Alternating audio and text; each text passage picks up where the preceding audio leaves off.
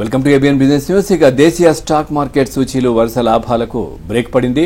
అంతర్జాతీయ మార్కెట్ల నుంచి ప్రతికూల సంకేతాలతో సూచీలు వారాంతంలో భారీగా నష్టపోయాయి. సెన్సెక్స్ దాదాపు 900 పాయింట్లు నష్టపోగా నష్టాల దాటికి నిఫ్టీ 24,700 స్థాయికి చేరింది. ఇక అమెరికాలో వెలువడిన ఫ్యాక్టరీ డేటా ఆ దేశ ఆర్థిక వ్యవస్థ మందగమనాన్ని సూచిస్తుండడం మదుపర్లలో భయానికి కారణమైందని చెప్పుకోవచ్చు. ఇక దీంతో ఆసియాతో పాటు మన మార్కెట్లు నష్టపోయాయి. మదుపర్ల సంపద ఒక్క సెషన్లోనే దాదాపు 5 లక్షల కోట్లు తుడిచిపెట్టుకుపోయింది. ఇక బీఎస్సీలో నమోదిత కంపెనీల మొత్తం విలువ 462 లక్షల కోట్ల నుంచి 457 లక్షల కోట్లకు తగ్గింది. ఈ రోజు మార్కెట్స్ పై వారి విశ్లేషణ తెలియజేసేందుకు బిజినెస్ అనలిస్ట్ రావు గారు లైవ్ లో సిద్ధంగా ఉన్నారు. Good morning sir. Good morning sir. Last week మనం మార్కెట్స్ చూసుకున్నట్లయితే సార్ ఓవరాల్ గా అసలు మొత్తం కూడా డౌన్ ఫాల్ అయిపోయింది. ఎక్కడా కూడా ఆశించిన స్థాయిలో అయితే లాభాలు అయితే రాలేదు. సో దీనికి కారణాలు ఏంటంటారు? యాక్చువల్ గా మార్కెట్ ఏంటంటే ఓవర్ గా పెరిగింది. స్టాక్స్ కూడా ఇండివిజువల్ స్టాక్స్ కూడా బాగా పెరిగినాయి. తర్వాత లాస్ట్ వీక్ ఏంటంటే నిఫ్టీ 25,000 మైల్ స్టోన్ అనేది రీచ్ అయింది. బట్ అనేబుల్ టు సస్టైన్ అనమాట. ఆ లెవెల్స్ లో క్లోజ్డ్ అరౌండ్ 24,700 అయింది. అలాగే ఎస్జిఎక్స్ నిఫ్టీ కూడా నిన్న గ్లోబల్ మార్కెట్స్ ఫాలింగ్ తోటి 24,500 లెవెల్స్ వరకు రావడం చూసాము. తర్వాత ఏంటంటే సెన్సెక్స్ నిఫ్టీ అనేది 1.5% ఈచ్ కూడా రికార్డ్ హై నుంచి పడడం జరిగింది. దీంతో ఏంటంటే మనకి కంటిన్యూస్ 8 వీక్స్ నుంచి ఉన్న రైజ్ ఏమైందంటే అది ఒక పాజ్ అయినట్టు స్టాప్ పడినట్టు అయింది. కంటిన్యూస్ గా 8 వీక్స్ నుంచి మార్కెట్ కూడా పెరగడం జరిగింది. అది ఈ వారం లాసెస్ తోటి మనకి పాజ్ అయింది మార్కెట్. తర్వాత ఫ్రైడే ఫాల్ ఏంటంటే ఎక్కువగా మేజర్లీ గ్లోబల్ మార్కెట్స్ మీదే డిపెండ్ అయిపోయినాయి. టోటల్ యుఎస్ అన్ఎంప్లాయ్మెంట్ డేటా ఒకటి, తర్వాత యుఎస్ అన్ఎంప్లాయ్మెంట్ డేటా ఏంటంటే మోర్ దెన్ ఎక్స్పెక్టెడ్ చాలా వీక్ గా వచ్చింది. తర్వాత అన్ఎంప్లాయ్మెంట్ రేట్ కూడా కంటిన్యూస్ గా మీకు పెరగడం జరుగుతూ ఉంది. తర్వాత ఏంటంటే యుఎస్ లో రిసెషన్ ఏమైనా వస్తుందా అన్నట్టుగా కొన్ని ఫియర్స్ కూడా స్టార్ట్ అయినాయి అక్కడ. అలాగే నాస్డాక్ కూడా ఒక బాగా పీక్ నుంచి కూడా ఒక 10% పడడం జరిగింది. రికార్డ్ హై నుంచి కూడా ఒక 10% కరెక్ట్ అవ్వడం చూసాము. ఆ తర్వాత యూరోపియన్ మార్కెట్స్ కూడా వీక్ బిగినింగ్ నుంచి కూడా మన మార్కెట్స్ ఫ్లాట్ గా అక్కడక్కడ ట్రేడ్ అవుతున్నప్పటికీ కూడా యూరోపియన్ మార్కెట్స్ క్యాక్ కానీ డాక్స్ కానీ ఫుట్సీ కానీ ఇవన్నీ కూడా వీక్ బిగినింగ్ కూడా చాలా వీక్ గా ఉన్నాయి యూరోపియన్ మార్కెట్స్. నిన్నైతే జపాన్ నిక్కై అనేది ఒక 6% ఫాల్ అయింది 2,200 పాయింట్స్ వరకు. ఇంకోటి ఎంటైర్ వీక్ అనేది కూడా అడ్వాన్స్ డిక్లైన్ రేషియో అనేది చాలా పూర్ గా ఉంది వీక్ బిగినింగ్ నుంచి కూడా. ఆఫ్టర్ బడ్జెట్ ఇంకో రీజన్ ఏంటంటే ఆఫ్టర్ బడ్జెట్ ఎఫ్ఐఎస్ సెల్లింగ్ అనేది మనం చూస్తున్నాము. Maybe hurted with long term and short term capital gains, తర్వాత క్యాపిటల్ గెయిన్స్ ట్యాక్స్ గురించి వాళ్ళు కంటిన్యూస్ గా సెల్ చేస్తూనే ఉన్నారు both in cash market and equity market లో. పుట్ కాల్ రేషియో కూడా బిలో 1 రావడం జరిగింది. ఇంకోటి ఏంటంటే ఆటో సేల్స్ ఫిగర్స్ కూడా చాలా వీక్ గా ఉన్నాయి. ఈ మంత్ ఫస్ట్ డెలివర్ చేసినటువంటి ఆటో సేల్స్ ఫిగర్స్ కూడా. ఒక జిఎస్టీ కలెక్షన్స్ మాత్రం 1.82 lakh crores రీచ్ అయినాయి, up by 10% year on year. That's what last week market sir. Sir FIs behaviour ఏ విధంగా ఉంది సార్? ఎఫ్ఐఎస్ బిహేవియర్ యాక్చువల్ గా వీక్ నోట్ లోనే ఉందండి. యాక్చువల్ గా ఏంటంటే వాళ్ళు సెల్లింగ్ లోనే ఉన్నారు. లాస్ట్ వీక్ మొత్తం కూడా క్యాష్ మార్కెట్ లోను ఎఫ్&ఓ మార్కెట్ లో కూడా సెల్లింగ్ లోనే ఉన్నారు. ఓన్లీ నెట్ క్యాష్ సెల్లింగ్ వచ్చేసి 13,000 కోట్లు సెల్ చేశారు. మెయిన్లీ ఏంటంటే ఇండెక్స్ ఫ్యూచర్స్ ఆప్షన్స్ సెగ్మెంట్ లో బాగా సెల్ చేశారు ఎఫ్ఐఎస్ అనేది. వేరేజ్ మనకి డిఐస్ అనేది వాళ్ళు కౌంటర్ బయింగ్ చేశారు 17,000 crores ఇన్ క్యాష్ మార్కెట్ అండి. తర్వాత ఏమో వాలటిలిటీ ఇండెక్స్ అనేది 12.90 to 14.35, ఒక 1.5% డిఫరెన్స్ లోనే ఉంది అది.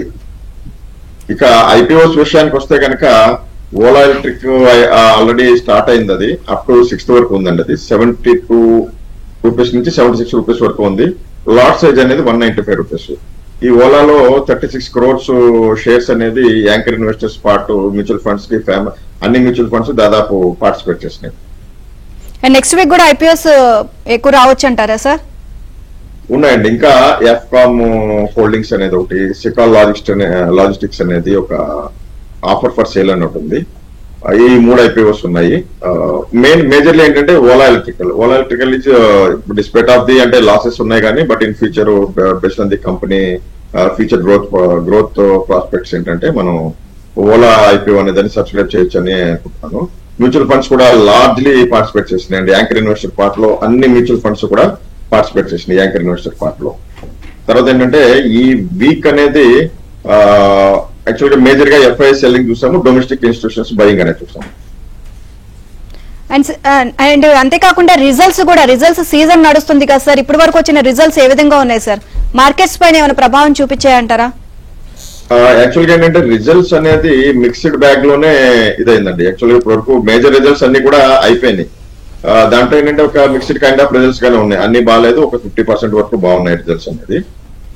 తర్వాత ఏంటంటే ఇంకొకటి మనకి సెక్టర్ వైజ్ గా చూసుకున్నప్పటికీ కూడా ఎక్కువగా except oil and gas sector తప్పిస్తే, బ్యాంకింగ్, FMCG తప్పిస్తే మిగతా అన్ని సెక్టర్స్ కూడా బాగా నెగిటివ్ గానే క్లోజ్ అయినాయి. మేజర్లీ IT ఇండెక్స్ అనేది బాగా ఈ ఫాల్ లో కాంట్రిబ్యూట్ చేసింది.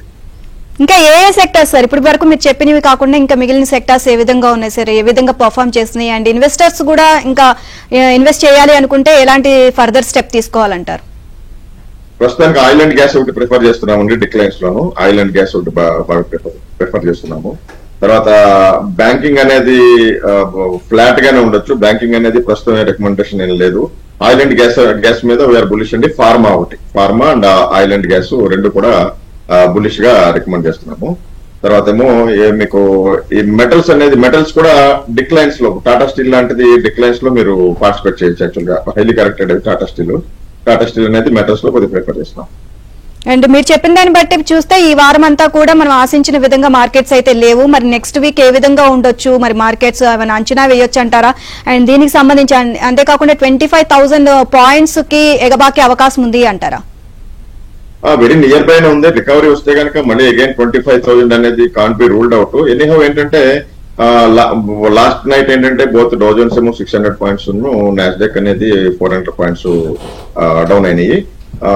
ఇంకా ఎక్కువగా డౌన్ అయినప్పుడు కూడా క్లోజింగ్ లో కొద్దిగా రికవర్ అయినాయి. తర్వాత మండే అనేది ఏంటంటే ఒక గ్యాప్ డౌన్ కి ఛాన్స్ ఉంది. బట్ బాటమ్ ఫిషింగ్ అవుతుందా, గ్యాప్ డౌన్ లో బయింగ్ వస్తుందా బాటమ్ ఫిషింగ్ లో అనేది చూడాలి. తర్వాత మేజర్ రిజల్ట్స్ అన్ని అయిపోయినాయి. ఈ రోజు ఏంటంటే SBI, అమర్ రాజా ఈ రోజు ఉన్నాయి.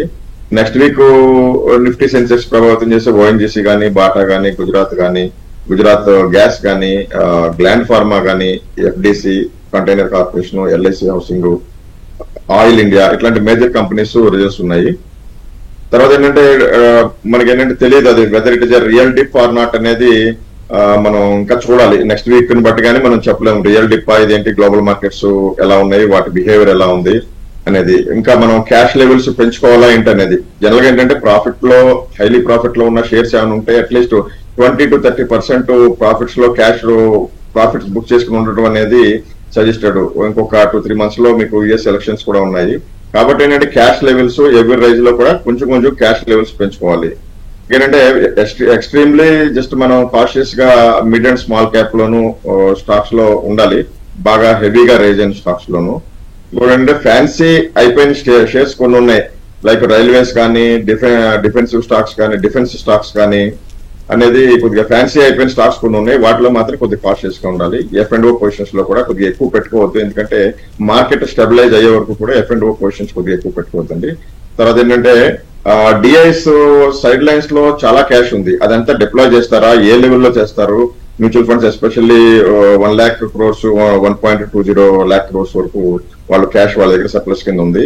అది ఏ లెవెల్లో డిప్లాయ్ చేస్తారు అనేది మనం చూడాలి. ఓన్లీ పాజిటివ్ థింగ్ ఏంటంటే క్రూడ్ ఆయిల్ ప్రైసెస్ అనేది ఫాలింగ్ అవుతుంది. దాంతో ఏంటంటే మన ఆయిల్ మార్కెటింగ్ కంపెనీస్ కానీ, పెయింట్ కంపెనీస్ కానీ, సమ్ ప్లాస్టిక్ కంపెనీస్ కానీ వీటికి కొద్దిగా బెనిఫిట్ ఉంది. ఆ సెక్టార్ లో ఏదైతే కొద్దిగా బాగా మాకు రీజనబుల్ వాల్యుయేషన్స్ ఉన్నాయో చూసుకుని క్రూడ్ రిలేటెడ్ స్టాక్స్ బై చేసుకోవచ్చు. That's what next week